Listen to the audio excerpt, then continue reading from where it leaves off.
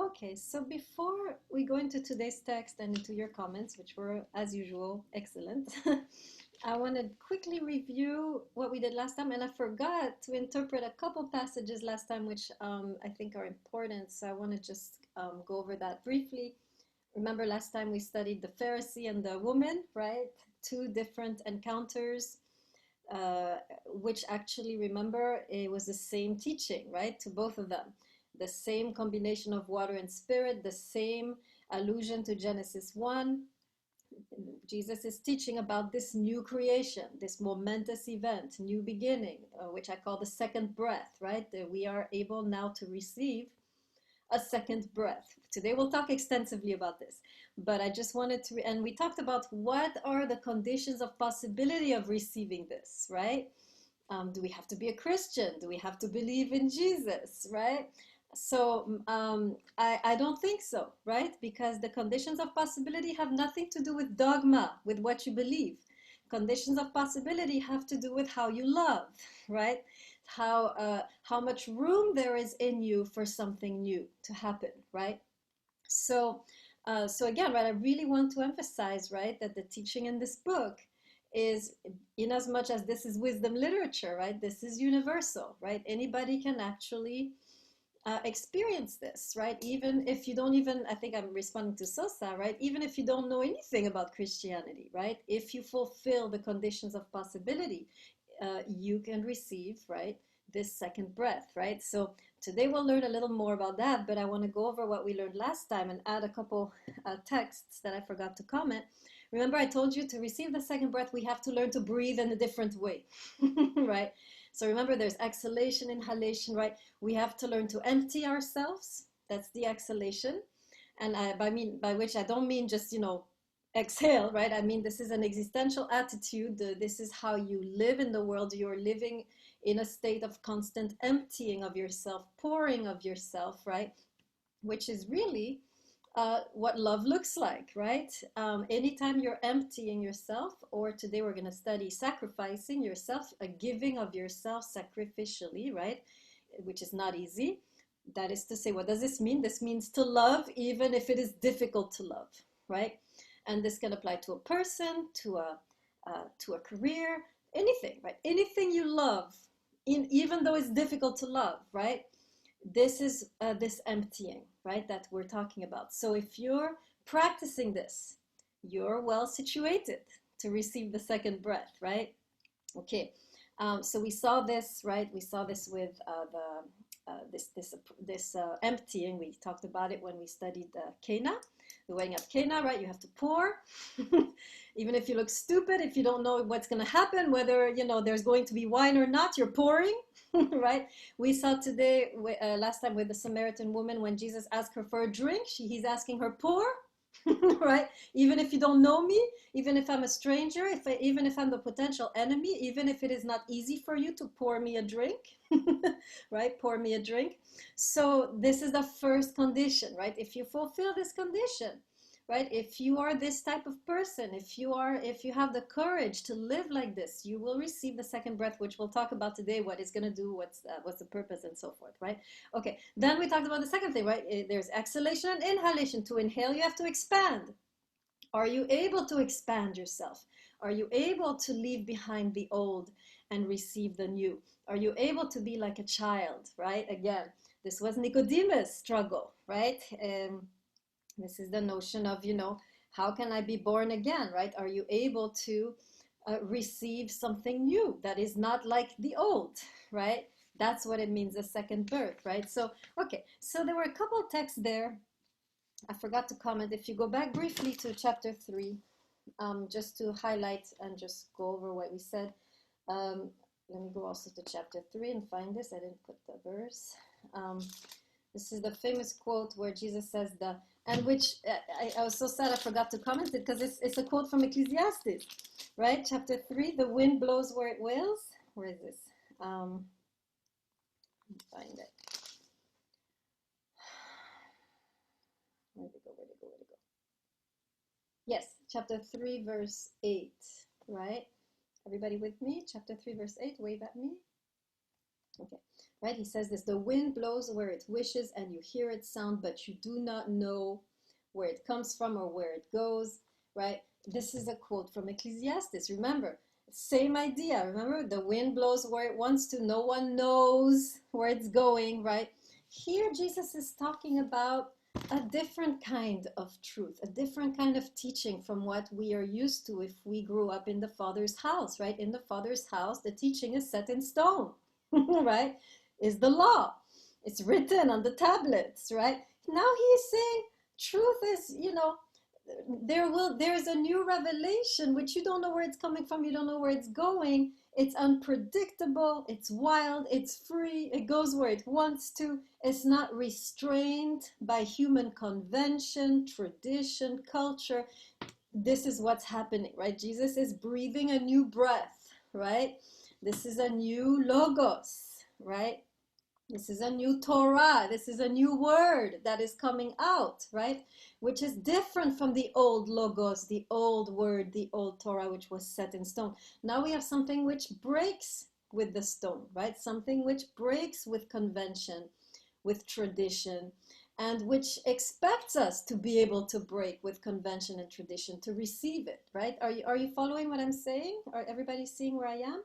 Right, this is simply when he's talking like that, he's inviting us to open up to a new teaching that is new, that is not the same as before, to a new development, right?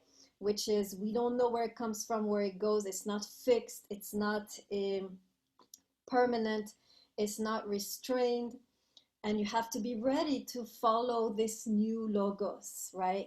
And this is one of the conditions of possibility. Are you open enough to follow a new teaching, right?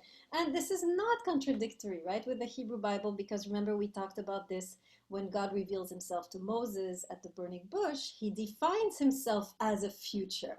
I will be who I will be, meaning I will always be something new. You cannot control and decide one day this is who I am, right? So that's really what's going on here, right? I really wanted to comment on that text because we forgot to talk about it last time. And then briefly, going now to the Samaritan woman, very important passage here, when he says, not on this mountain or in Jerusalem will you worship. Where is this? Yeah, chapter 4, verse 21. Everyone with me? Put your hand in the screen. Okay, right here he's saying to her, woman, believe me, the hour is coming when neither on this mountain nor in Jerusalem will you worship the Father, right? And 23, but the hour is coming when the true worshipers will worship the Father in spirit and in truth. Okay, so again, we're seeing here the transition away from the physical temple to the body temple, right? He's saying you will not worship in a space. Spaces are going to be destroyed. Something has to be left. Your body temple is what remains, right? And now you need to be yourself, this temple which worships in spirit and in truth. Spirit, we know, second breath, but I want to stop a little bit on the word truth because it's been misunderstood a lot, which in Greek is aletheia. And I just discovered this. I had to share this with you because it's fun. It's a fun discovery of what aletheia really means. So first of all, typically in Christianity, we translate this aletheia, meaning, oh, truth, meaning, the immutable word of God. So many Christian fundamentalists say, oh, yeah, this is the law and the Holy Spirit, so which okay, but you could say anything, I guess, but I want to go into aletheia because actually means something else in the Greek concept, right? Context. Did you know, this is so much fun, that there's a river so this is in Greek mythology, right? There's a river in Greek mythology which runs through the domain of the dead, right? And this is a river which when you die, you get there first to this river. And you drink it. Why? Because it causes you to forget who you are, your identity. And this river is named Lete, right? It's the river Lete. So when Jesus is talking about Lete, right, aletheia, he's saying this is the opposite of this river. You're doing something the opposite of the river Lete, which is to forget your identity, forget who you are, drown in oblivion. Aletheia is to recover who you are, right? It's the reverse trip. You were going into the domain of the dead and you were drinking this river and you were going to disappear, right? Now you're moving away from the river, you're recovering your identity and re-entering the realm of the living. This is what aletheia means in the Greek originally, right? The original meaning of that word is a kind of rebirth, recovery of my true identity, remembering who I truly am. And by the way, the word truth in Plato is a kind of remembering, right? We know this. So this already in Platonic philosophy, you have the word truth. Same idea is a remembering of who I truly am, right? So when Jesus says you will worship in spirit and in truth, he's saying you will get the second breath and you will become fully yourself, right? That's how I would interpret this passage, you will worship in spirit and truth. Okay, there, I did what I had to do with those passages. Any questions on these two passages we did last time? Are you following the shift that needs to happen in us in order to receive the second breath? Today we're going to talk more about this second breath. Okay, yeah, Pierre-Antoine, go ahead. Can you just repeat the last part of where you're talking about when Jesus is talking about worshiping in spirit and truth? I didn't get so spirit, right, is for the Hebrew ruach, right? This is an allusion to the breath, right? This stupid spell check, ruach, right, which means breath. So spirit here is meaning you will worship in breath, and he's alluding to this second breath he's about to impart, right? And truth, right, which we've interpreted in general to mean, oh, truth is the commandments of God, right? Not in the Greek if you look at the Greek word, aletheia, it has nothing to do with commandments, right? Lete is a river of oblivion. When you drink this water, you forget who you are. Aletheia, therefore, is moving away from this, coming back to who you truly are. So truth here is a recovery of your true self, right? And that's what Jesus is saying here. You will worship in renewed aliveness, in renewed who you are. You will find your true self, and you will be with this second breath. Does that make sense, Pierre-Antoine? Professor, question. Isn't that like similar basically to what you're saying to Adam and Eve? Once they had that apple, they basically they understood who they really were. Sort of like there was like a blind eye beforehand until they ate the fruit, and That's then an they basically interesting. woke up. That's an interesting connection, Rubinov. I like it. They ate the fruit, and it's almost like their eyes were opened, right? They woke up, Yeah. kind of like the aletheia.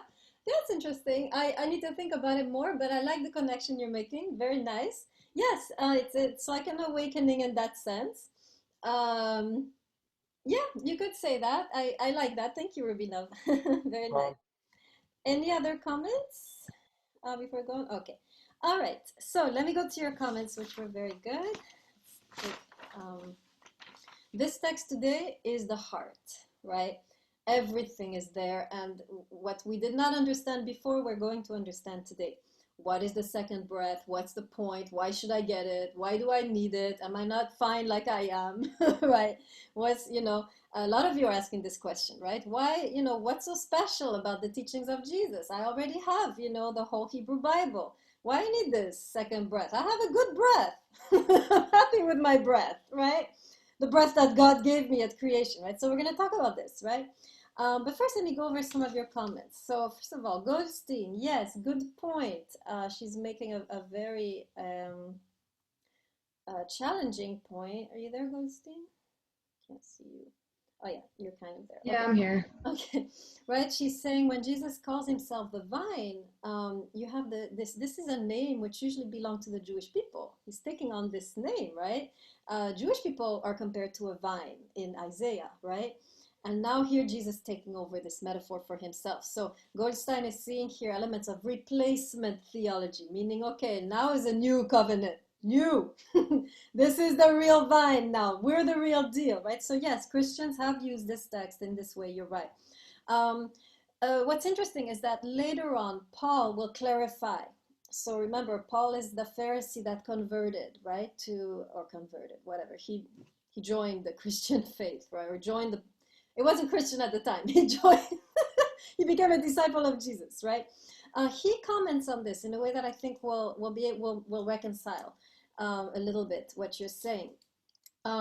He says the vine is Jesus, but the branches, the natural branches, are the Jewish people coming out of this vine, and then the Greeks or the pagans who are added, they are grafts, right? So he kind of retells the story in the sense that yes, Jesus is still like the, you know, like the trunk kind of, but the branches, right, which are in him, and we'll see why, right? Why is this the case that the branches are in Jesus? I'm going to say that in a second, but this is, right, the vine is made up for the Apostle Paul of both Jesus and the Jewish people.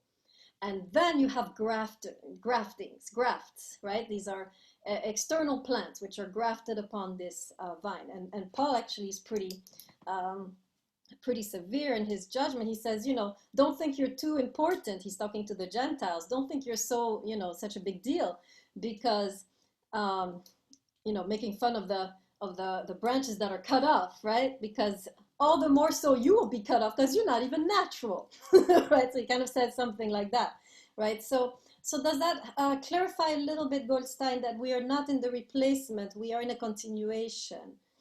Are you seeing what I'm saying? Yeah. Okay, good. So I think this is in Romans. He writes this whole thing of the vine. Who can help me here, Christians? This is in Romans. Where does he talk about? Romans 11, maybe? Somebody check for me. Where he talks about this grafting while I'm talking. If somebody wants to do that, that would be great. Okay. Okay, going now to Granick. Yes, so Granick is still struggling with whether Jesus is an intermediate or not, right? Granick, you solve it well. You think through it very well. So he's commenting on the passage, anyone who asks anything in my name. So although it's like, you know, you kind of have to have like Jesus as a password to have access to God, right? And he's like, why? Right? Granick is asking, why can't I just go to God? Why I need this password, right? So we have to understand what the expression in my name means, right? Granick, how did you resolve it? How did you resolve what it means in my name? Well, I guess what I was thinking was that he was saying that if someone like sort of follows his example and like lives like life in the way that he lived life, I guess, then you're more likely to be able to receive God's grace. Okay, very good, right? In my name, remember, the name is the identity. The name is the destiny, right? So if you ask anything in a state of identity equal to mine, meaning if you ask anything in love, my Father will grant it to you. And we're going to come back to this text. This is a very important text, right? There's so much to say about this particular text because this is a very powerful text, right?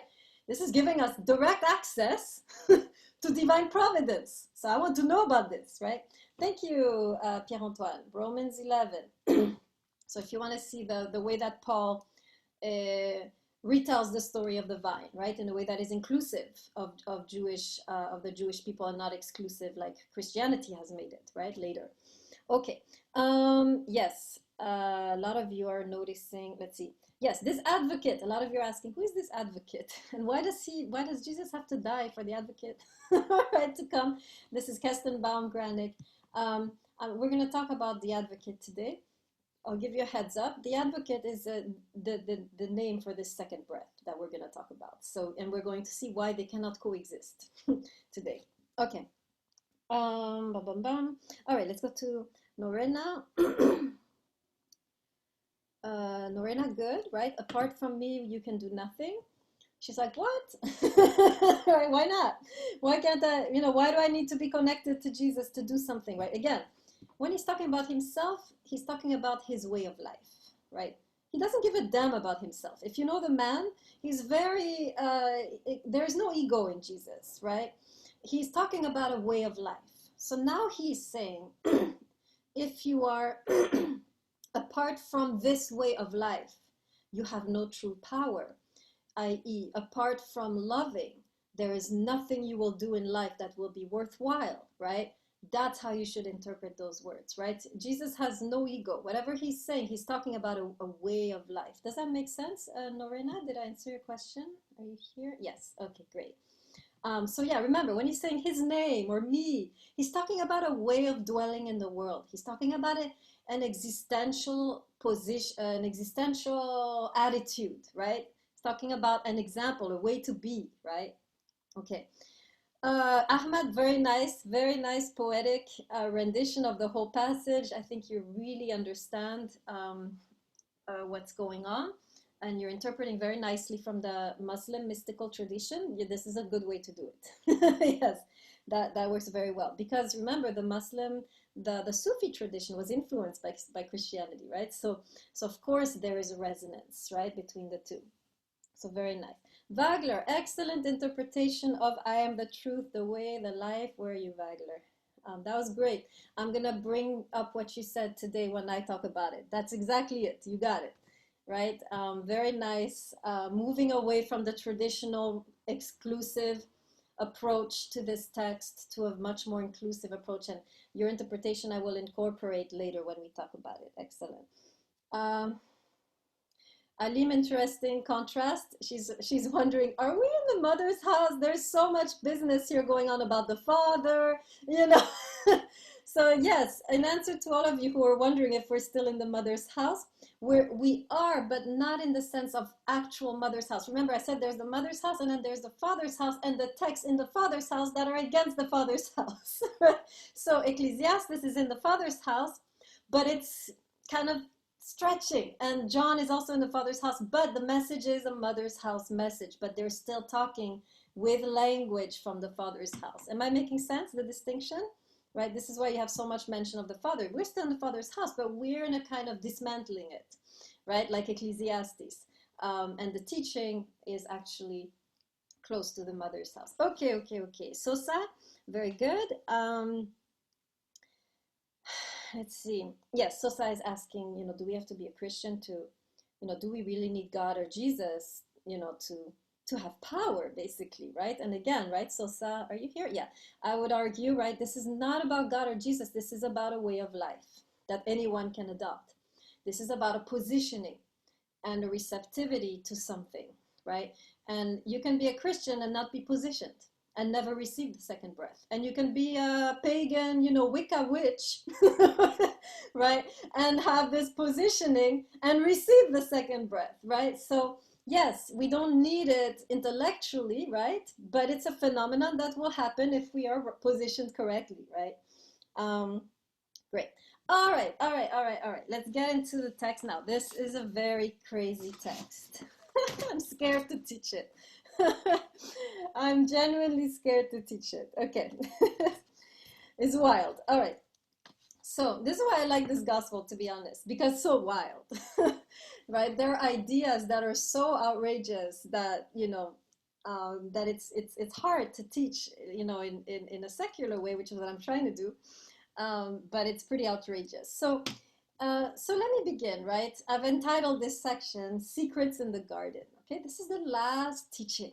This is a teaching taking place also in the night, meaning this is an initiation, right? If you know the Greek mystery religions, right, which were all around at the time, you know what initiation looks like, right? It's at night, it's secretive, and it is a transmission, right? It's not just listening and taking notes like here, right? It's a transmission from the master to the disciple, transmitting something, right? An energy. So we are right now in this initiation moment. So this is a very special moment, right? Everything is about to be revealed completely because this is the last teaching, this is the last transmission. And so to those of us, right, who have been wondering all along, right, why do I need this book? Why do I need this teaching? What is such the big deal, right? What is the big deal about Jesus? If I have all the Hebrew Bible, or if I have my own Muslim or Hindu scriptures, why I need this text? Why is this text relevant, right? It is relevant, right, in the sense that this is a moment of transmission of this moment of recreation. This is this new beginning in human history, right? I think Stajich mentioned several times the notion that Jesus was the second Adam. And this is an interesting idea, which Staich has taken from the Apostle Paul. Again, this is this Pharisee, right, who is commenting on the teachings of Jesus. If Jesus is the second Adam, he is like the new creation, the second creation, second breath, right? In that sense, right, he can be called the second Adam. And what is about to happen in this passage, in this moment of initiation, is precisely the transmission or impartation of that second breath. So what was special about Jesus, unlike us, we all have the first breath, right? Which is very powerful already. It's life, it's, creativity, energy, love, right? We all have it.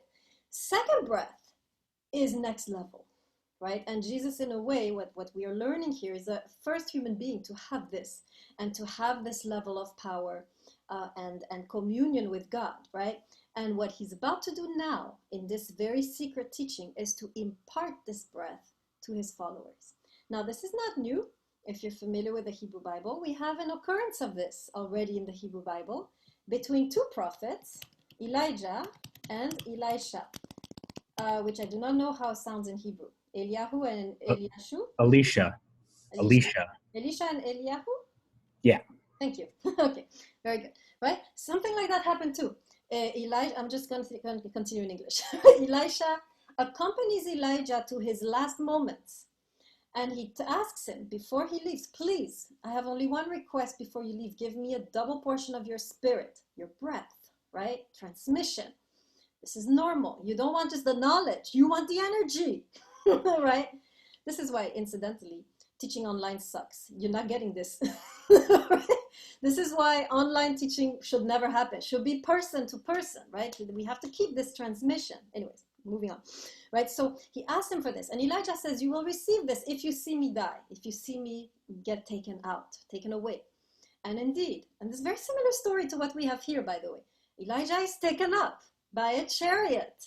And because Elisha witnesses it, he is given a double portion of the spirit, but that spirit could only come to him once his master had left. Very similar idea here, right? He tries out his spirit, his new spirit. He takes his cloak, right? And he is able to split the Jordan like his master, which he couldn't do before. This is where we are. Same story, right? Same thing. Master, disciple. Master has to leave before this spirit can be imparted. Once the master leaves, the student will be as powerful as the master, will receive the second breath. Now, I don't know about you, but, the ability to heal and, the ability to teach in the way he taught, the ability to raise the dead as he did, right? This is powerful. It's hard to meet anyone who wouldn't honestly want this type of power, right? So Jesus is saying, I'm about to give you this. I'm about to give you this type of power. But before I can give you this, I have to die. Why?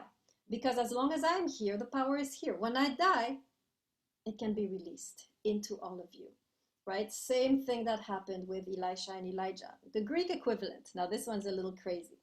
I found a similar idea in the Greek cult of Dionysos, which has a lot of connection with Jesus. There's a lot of comparisons that have been made. Nietzsche already did that between Dionysos and Jesus, right? Dionysos, remember, is the god of wine in Greek mythology.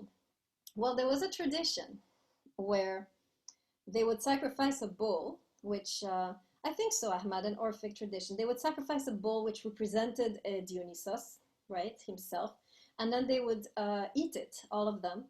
And in this way was believed that they would receive the power of the god, right?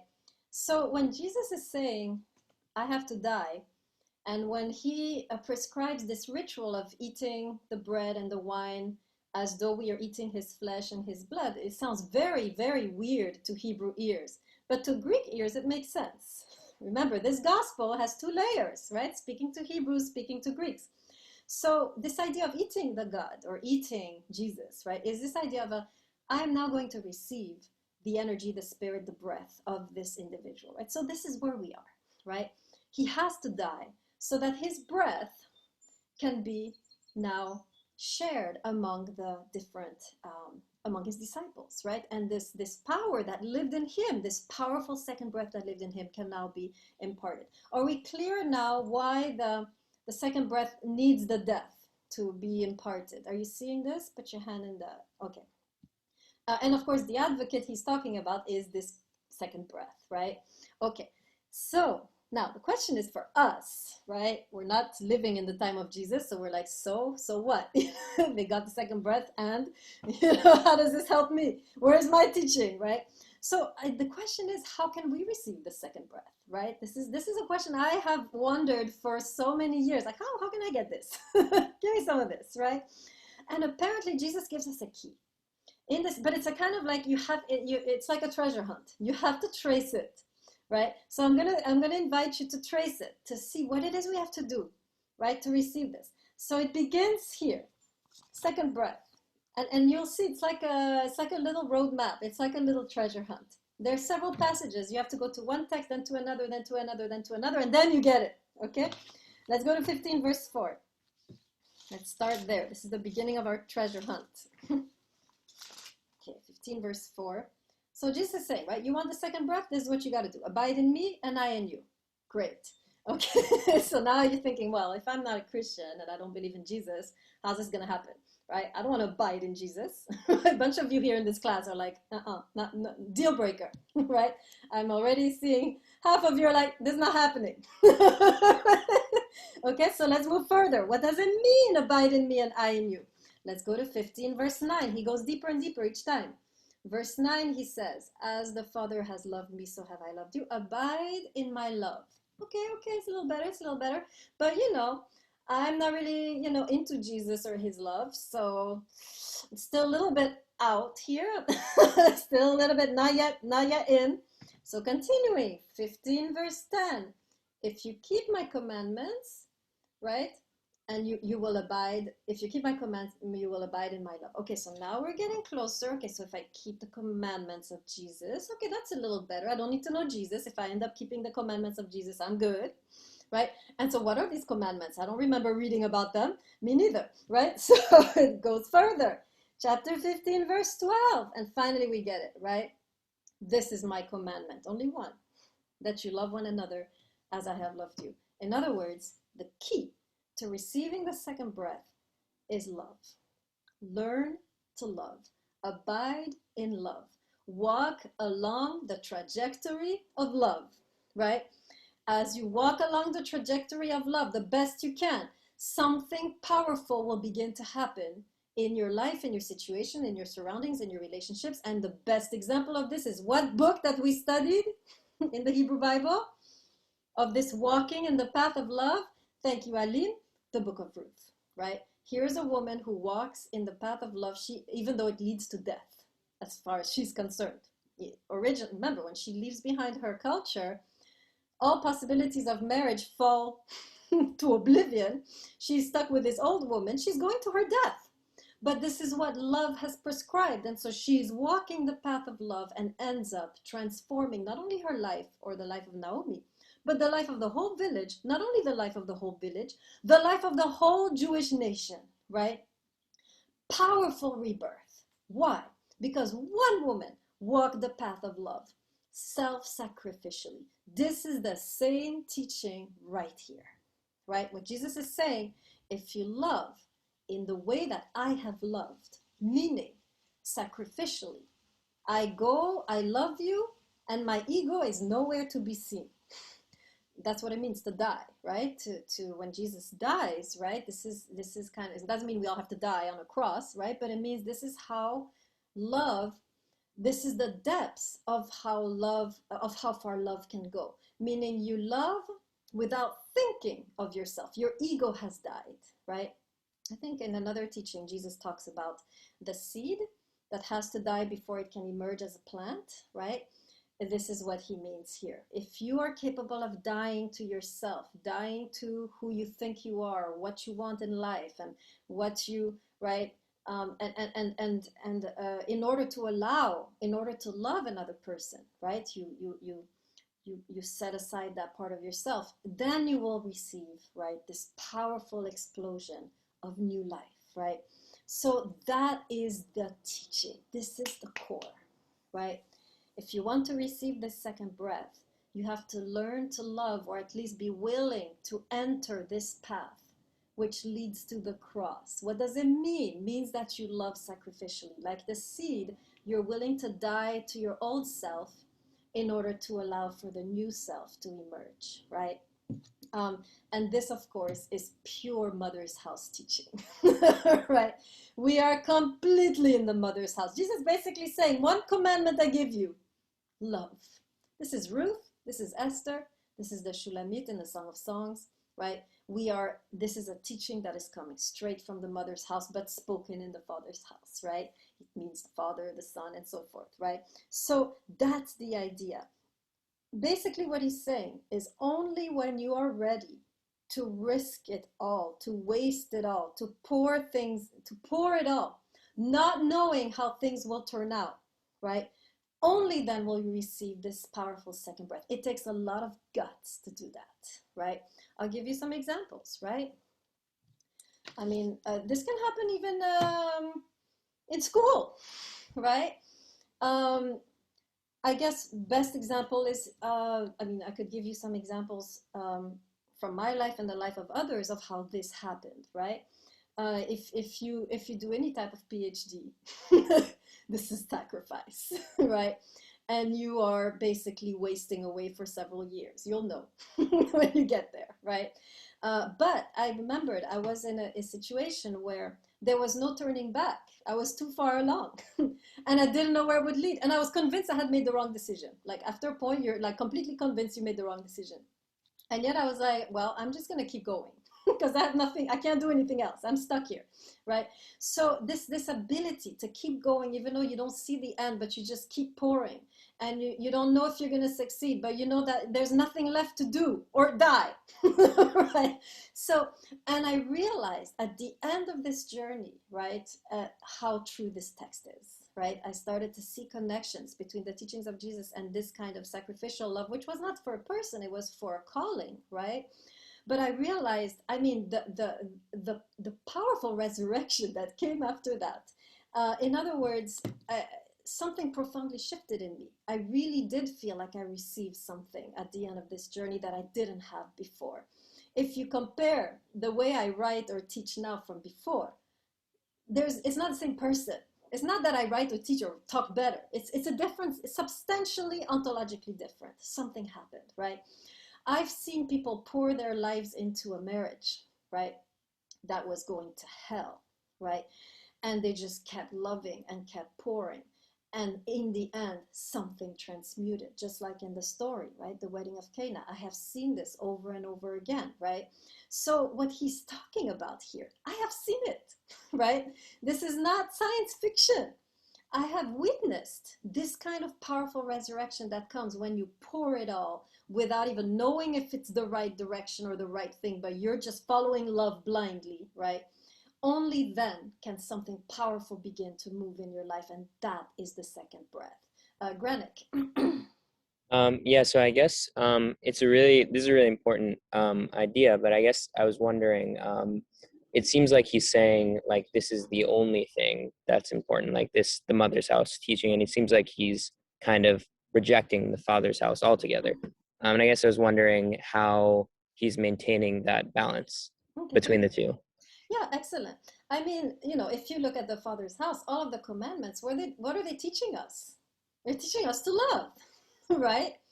They're teaching us to love our bodies, to love our neighbor, to love God. I mean, if you look at the principal commandment, and I think if you see Jesus as part of the rabbinic tradition, you will be able to integrate him better. You're familiar with the house of Hillel and the house of Shammai, right? So let me tell everybody about this. There were two rabbis around the time of Jesus, Hillel, a little before, and Shammai. And Jesus certainly was familiar with them. Shammai was a father's house. The law, the precepts, the rituals, the whole works, right? Hillel, mother's house. I'll give you an example. You know this story, of course, Granick. There was a convert, a Greek pagan, wanted to convert to Judaism. He goes first to Shammai and he says, I'll convert under one condition. Already he's making really bad impression, right? But he said, I'll convert, I'll do it under one condition. Shammai already doesn't want to listen, but he does. If you can tell me all the teachings while I'm standing on one foot. Shammai takes a stick and he beats him until he leaves, right? Chases him out of his classroom, like, go. You cannot listen to everything I have to say on one foot, right? Okay, so this pagan Greek goes to Hillel, another rabbi, another rabbinic tradition, mother's house tradition. He says the same thing arrogantly, right? I'll become a convert under one condition, if you can teach me everything standing on one foot. Granted, what does Hillel tell him? He says you should love your neighbor like you love yourself, and the rest is commentary. Exactly. Jesus is teaching in the house of Hillel, right? It's not a contradiction. It's the same thing, right? If you love, you got everything else, right? Are you going to kill? Are you going to commit adultery? Are you going to, you know what I mean? No, right? So there are just two ways of saying the same thing, right? And if you see Jesus just as one rabbi or having one type of similar as a different rabbinic teaching, but which complements, right? Which in a way says the same thing, just like Hillel is saying the same thing as Shammai, Jesus in a way is like Hillel. If you see him in that, like, as a disciple of Hillel, which he could have been since he was younger, right? It should help. Does that help a little bit, Granik? Yeah, that helps. Thanks a So lot. that's the idea, right? He's not abolishing everything else. He's saying, here's another way to see it. You know how you do math? I don't know if you've taken math, but there's often several ways to get to the answer. A long way and a short way, right? You can get to the same answer different ways. This is similar, right? Shammai, the long way. Hillel, Jesus, same tradition, the short way, right? I mean, although to be honest, to love in the way Jesus is talking about, I'd rather do Shammai. You know, it's much easier. I don't have to kill myself. I don't have to die to self. I don't have to sacrifice my ego. I can be full of ego. So so it's actually easier, to be honest, to follow the Father's house. I sometimes miss the Father's house so much, right? Because it is so, everything's clear cut. Everything is, you know, it's easier to follow just these rules than to love in that way. This is difficult. Olivera, go ahead. I think a few classes ago you mentioned about how we should be fluid and malleable, and kind of I got the intention that we shouldn't be much attached to anything. And then now I'm getting the feeling that it comes to like stay here and keep on pouring and pouring and pouring. So which one it is? Do we stay stationary pouring and trying to one thing, or we go like a fluidly through life and without much attachment? So yes, so when you follow the path of love, right, it will take you to different places, right? There's no, it depends on the people you meet, basically what you have to do, right? So if you meet this kind of person or have this kind of child, you will have to love differently, right? It's not the same. So this is not the path of detachment or undetachment. It's the path of passion, right? You have to see it like that. Jesus is not detached. It's passion, right? But the passion follows life. In other words, you love in the way that the person is asking to be loved, right? You adapt to what they need at the moment. You don't impose on them a strict set of rules. Give you an example. Suppose you have a child and they're the rebellious kind, right? And they need freedom. And you have all these rules that are good for him that you've learned from your parents. You know, don't do this, don't do that. It's not going to work for that child. You have to adapt to that person and love them in the way that works. For example, I'll give you an example from the Buddhist monk Thich Nhat Hanh. Here he is. He's everywhere in Barnes and Noble, so you can look him up. He says something like, our beloveds, the people we love, are like plants. And we have to learn each plant, how much water they need, how much sunlight they need. And we can't give them what we want, what we would like. We have to adapt. And so the path of love is really, you constantly have to adapt what you do based on the person. You can't come with a set of rules and be like, we're going to do this. You know, that's how it's fluid yet passionate. Does that make sense, Olivera? Okay, awesome. Good. All right, continuing. I'm almost done. Then we can have a lot of questions after that, I promise. Okay, so right, so I was just saying, right, this is the path of love, sacrificial love, which gives without knowing the result, but is pouring itself with passion in one thing, right, or person or situation. And so this is when, right, like I was saying, as you do this, there is going to be a powerful transformation of the situation and of yourself. And this is what I call the second breath. There's nothing mystical. You're not going to talk in tongues. You're not going to roll on the ground with foam. Right? It's not going to happen, right? It's not anything supernatural. People won't even notice. You'll look the same. You'll have the same temper. You'll have, everything will be the same. I mean, look at Jesus. He's full of, flaws, if you want to call them flaws, right? But there's something powerful that shifts, right, in him. So you will look the same, but something will have deeply shifted. You won't be the same type of mother, the same type of lover, or the same type of teacher after that experience of sacrificial love, right? Something will deeply shift in you and in the situation.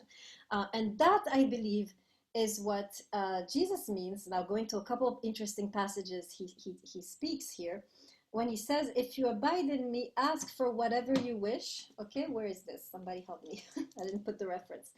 Where is it that he says, if you abide in me, ask for anything? I think it was here where we were. No. Okay, guys, let's go on this hunt. Help me. Where is this passage where he says, ask for anything you wish and to the Father, and he will give it to you? Is it chapter 15, line 7? Chapter 15, 17, you mean? Chapter 15, line 7. Oh, line 7. Okay. Chapter 15, verse 7. If you're... Yeah. Thank you. Okay, thank you, Ali. Okay, everybody, chapter 15, verse 7. Are you there? Wave at me. Oh, sorry, Stage. Just saw your hand. Give me a second. I'll be right with you. Okay, so he says this, right? Chapter 15, verse 7. If you abide in me and my words abide in you, ask whatever you wish and it will be done for you. So for a long time, I've looked at this passage and I've been like, this is not true. I have asked in Jesus' name for stuff that I never got, right? So this is not true. This is simply not true, right? So we have to understand, what does it mean, right? What does it mean that if you abide within me? Now we know, if you abide in me, that is to say, if you are living along the trajectory of love, meaning whatever you're asking is coming from a place of love, then yes, anything that you ask will be answered, right? So this is very important. Let me really emphasize this. What Jesus is saying here is that if you are on a trajectory of love and you ask something of God coming from this place of love, 100% success result, right? In other words, let me give you an example. Suppose you have a difficult child and you're like, typical mother, right? You're like, God, change my child. Make them good, right? Make them obey me. Make them respect me. Are you asking from a place of love when you're asking these things? Make them go to Harvard and get a law degree. They need to make them make money. Make them marry that person. Are you asking from a place of love? What do you think? No, okay, Aline is shaking her head. Absolutely. Now, if you're asking, Lord, this child you have created, you know what's best for them. Please open their eyes to their unique destiny, right? Let them grow into the best version of themselves, even if it doesn't work with who I am. I'm fine with it, right? Are you seeing how this prayer, because coming from a place of love, inevitably, not only going to shift you, right? First of all, what's happening is, yes, if you want to think of God as something external, granting you gifts, that's cool. Yes, this will happen, right? But you can also see that as you're praying this prayer, you're changing. Your attitude is different. You are now creating a space for your child to grow, to be nurtured. And then, yes, something will happen. Are you seeing this? So I'm trying to read this text so that even if you're an atheist, you can get this, right? So yeah, if you're a believer, sure, God will intervene, do some miracle, right? If you're coming from a place of love. But even if you're an atheist, right? If you're praying like that, or if you're, how do we put it? Setting intentions, if you want to put it like that. If you're sending positive energy like that to your child, like, be who you were meant to be. I accept any path you choose, right? In a way, you're shifting. And when you're shifting, they're shifting. Now they're feeling more connected to you. They can listen maybe to your advice. Maybe you can help them, right? And now there is a change, right? So even if God or Jesus didn't exist, this would still be possible. I'm saying something crazy, right? Even if they don't exist in your mind, right? Even if you have no concept or need for God or Jesus, if you act in this way, it is a law of nature that something will shift. Right? And therefore, something will transform. This is the power of love, right? This is the power of love. This is how love can be a powerful force for change, because it's not coming from ego, it's for the best of the person. And when you are connecting to them in this way, anything is possible, right? So in that sense, right, ask for whatever you wish. Okay, great. All right, I think I said what I need to say pretty much. I want to go on to Stajic really quick. Stajic, you had a question for a while. Sorry, didn't see you. Well, no, more like you said you're talking about mathematics, and you mentioned short answer versus a long way to come to an answer versus short way, and you mentioned that Jesus went a short way. Jesus did not go a short way. Jesus taught for years before. 2.5 years, 3 years, 3.5 years was what he was killed. That's a long way to get there. I mean, if even you right now, you're teaching us so much, and that's not exactly a short way to get to things. Instead of just saying love, because one of the last words that Jesus says, it says, "Have love amongst yourselves." So I don't think that this was just an overnight type of thing. This was a very, very long time. Before you can right before you can actually make something to eat, you have to marinate the meat for a long time. In my country, you do for about 2 or 3 days. You can't just slap it on the what's it called, on the grill, and it's gonna taste good. You actually have to work through it. And I don't think that a short answer is, just the way it is. Very good. I think you actually have to go through everything, through it all, to get to the correct answer. If you don't, you're either going to have something missing, or you're not going to understand it fully. Yeah, excellent, right? Actually, you're right. I think you're right. Jesus is the long way. Why? Because, like I said before, right, to love in this way is much harder than to just follow the rules, right? I can follow the rules and never, never touch my ego, right? On the contrary, my ego is strengthened because I'm such a good rule follower, right? So, yes. And by the way, I want to add to what you're saying. The disciples, which are kind of, not that great throughout the text. They don't understand anything. They're arrogant. They have a lot of flaws, right? They really undergo a transformation only after the death of Jesus, after going through that ordeal, right? And then there's something else, right? So again, right, this is really an invitation. I think what Jesus is saying, in essence, right, the whole meaning, I believe, of his death and resurrection, this whole event, right, is really telling us, if you are audacious and courageous enough to love even through the darkest night, you will emerge with resurrection power. That's the teaching, right? Let me write it down. If you are, if you are courageous enough, right, takes a lot of courage, right, to love even through the darkest night. And this is to love a person, to love a career, right, to love a destiny, to love a child, whatever, right? If you're courageous enough to love through the darkest night, through the cross, right, you will emerge with what he calls the second breath, or what Christians call resurrection power, right? This is another expression, right? This is the teaching of the book of John. There's nothing else, in my view, worth noting of interest for me in this book than this very deep teaching about life, right? If you love in that way, you will emerge at the other end with something else. If you pour the water, wine will come out, right? It's over and over again. All the images are saying this, right?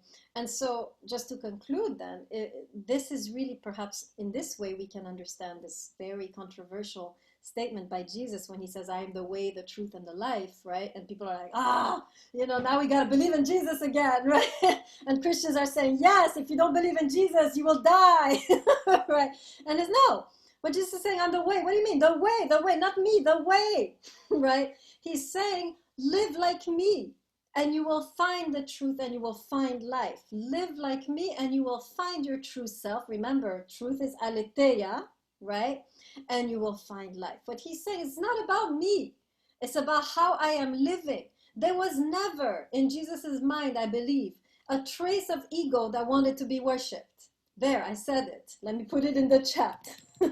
There was never in the mind of Jesus, I believe, a trace of ego that wanted to be worshipped. And maybe I'm wrong.